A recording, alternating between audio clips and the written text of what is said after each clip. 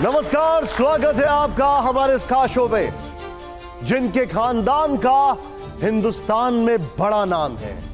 ईश्वर अल्लाह एक है, बस इतना सा पैगाम है। जिनकी आवाज से करोड़ों आवाजें मिलती हैं, जिनकी संस्था से करोड़ों को मदद मिलती है, जिनमें परवेज मुशर्रफ की आंखों में आंखें डालकर आईना दिखाने की ताकत है, मगर अपने ही बयान अपने लिए ही आफत है, जिनके करम से लाखों नौजवान की तालीम आबाद है। अक्सर बयानों पर बखेड़ा है, विवाद है। आज टीवी 9 भारतवर्ष के इस हाईटेक स्टूडियो में उनसे ईमान की बात होगी, थोड़ी संविधान की, थोड़ी हिंदुस्तान की, थोड़ी मुसलमान की बात होगी।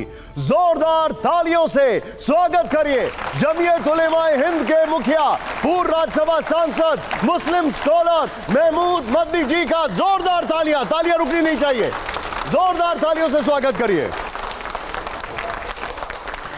हमारे स्टूडियो में मदनी जी आ चुके हैं। ये तालियां रुकनी नहीं चाहिए जब तक वो बैठ ना जाए। स्वागत है आपका, आइए बैठिए। हमारे 5 एडिटर्स यहां पर हैं। मदनी जी, पहले तो आपका बहुत बहुत स्वागत, आपने समय निकाला। अब देखिए, शुरुआत करते हैं हल्का सा हिस्ट्री के बैकग्राउंड में जाके, फिर फ्यूचरिस्टिक। आपके दादाजी का आजादी की लड़ाई में एक बहुत बड़ा योगदान है। देश के बंटवारे के वो खिलाफ थे। आपके पिताजी कांग्रेस के साथ रहे, 3 बार राज्यसभा गए। आप कभी समाजवादी पार्टी के साथ दिखते हैं, कभी आरएलडी के, कभी कांग्रेस के हमदर्द हो जाते हैं, कभी बीजेपी की तारीफ करने लगते हैं। इतना कंफ्यूजन क्यों है?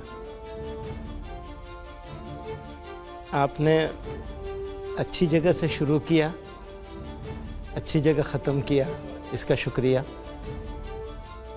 मुझे कोई कंफ्यूजन नहीं है। जिसकी जो बात सही लगती है उसको कहता हूँ, और जो गलत लगती है उसको कहता हूँ। आजकल ऐसा हो गया है कि गलत या सही बस हम एक तरफ रहेंगे। जिसके साथ हम हैं या जो हमें अच्छा लगता है, उसकी कितनी भी गलत क्यों ना हो, हम उसके साथ रहें। ये एक सोच बन गई है। लेकिन आप किसके साथ रहेंगे? आपको कुछ की बातें बहुत अच्छी लगती हैं, कुछ की बातें बहुत खराब लगती हैं। हाँ, कुछ की कुछ बातें बहुत खराब लगती हैं और कुछ की कुछ बातें बहुत अच्छी लगती हैं। हम ही को नहीं, सभी को है, लेकिन लोगों ने पाले बना लिए हैं। हम तो इसी पाले में रहेंगे जी। अब वो अच्छा करें या गलत करें, तो यहीं से थोड़ा सा डिफरेंस होता है जो आपको इस शक्ल में नज़र आता है। इतनी सी बात है। देखिए, अब मैं आपसे एक और बड़े कन्फ्यूजन की बात करूंगा। वो आपको याद होगा, एक आमिर खान की फिल्म आई थी, कन्फ्यूजन ही कन्फ्यूजन है, सॉल्यूशन का कुछ पता नहीं।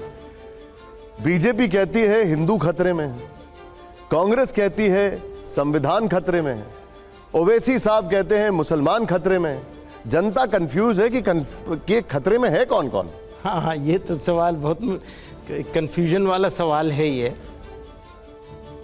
सबके अपने अपने फायदे हैं, तो सब एक दूसरे को खतरे में बता रहे हैं। सच्ची बात यह है कि खतरे में तो कोई चीज़ नहीं है। ये खतरे का जो झुंझुना है, ये सब लोगों को अपने हाथ से हटा देना चाहिए।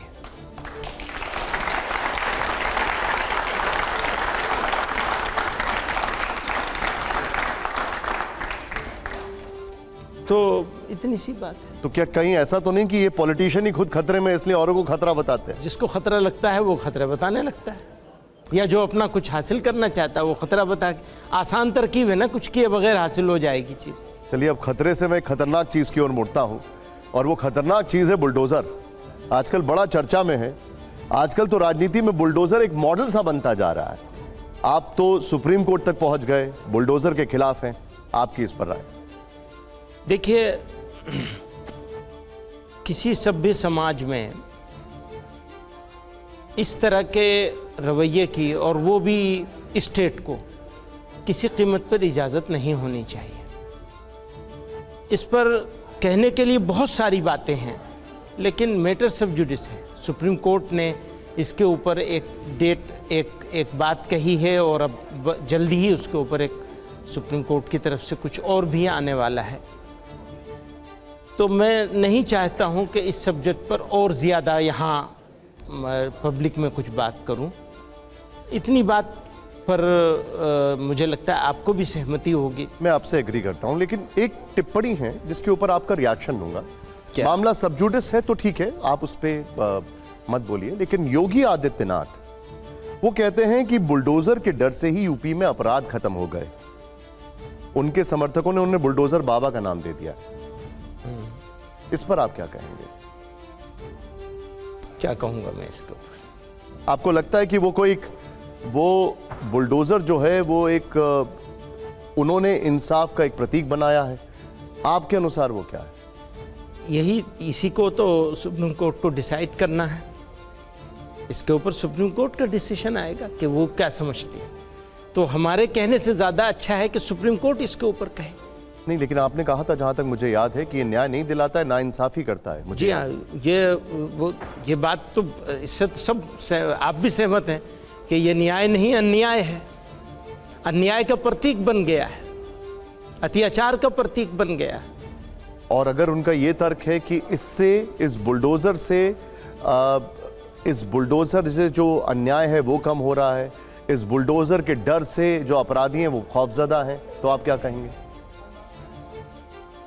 वो तो जो करने वाला होता है वो अपनी सारी बातें कहता है। हम यही बात कहेंगे, ये सिस्टम जो सज़ा हो और जो डर हो वो तो सिस्टम का होना चाहिए, न्याय का होना चाहिए। न्याय के कटघरे में ज़रूर खड़ा किया जाना चाहिए।